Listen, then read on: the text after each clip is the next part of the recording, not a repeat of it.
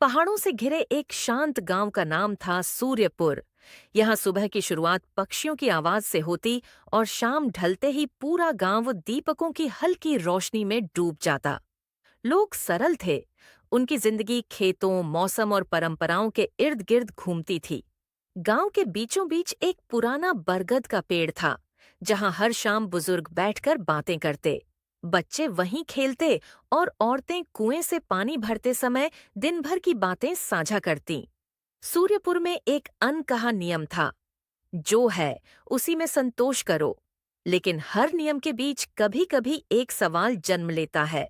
उसी गांव में एक 16 साल का लड़का रहता था, ईशान।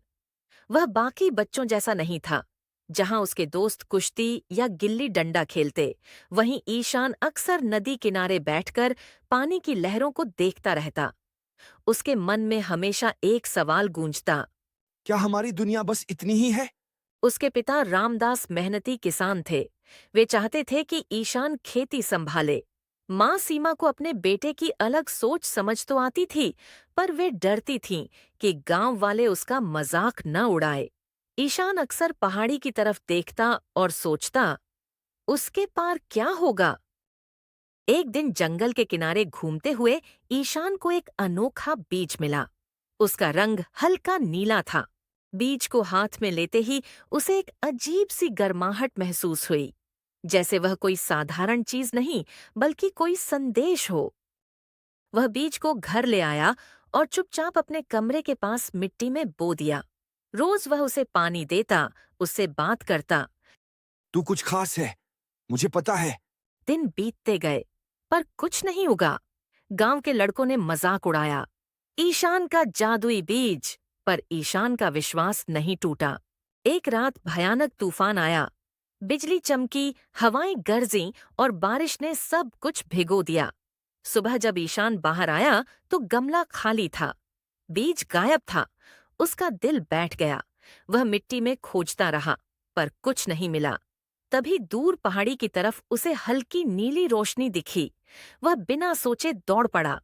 पहाड़ी की चोटी पर एक चट्टान के पास वही नीली चमक थी। बीज वहां मिट्टी में आधा दबा था। ईशान ने उसे वहीं बो दिया।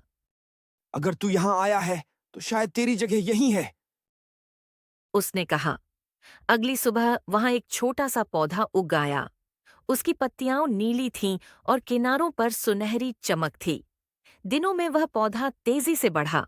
उसकी शाखाएं चट्टानों से जुड़ने लगीं और धीरे धीरे एक प्राकृतिक सीढ़ी बन गई।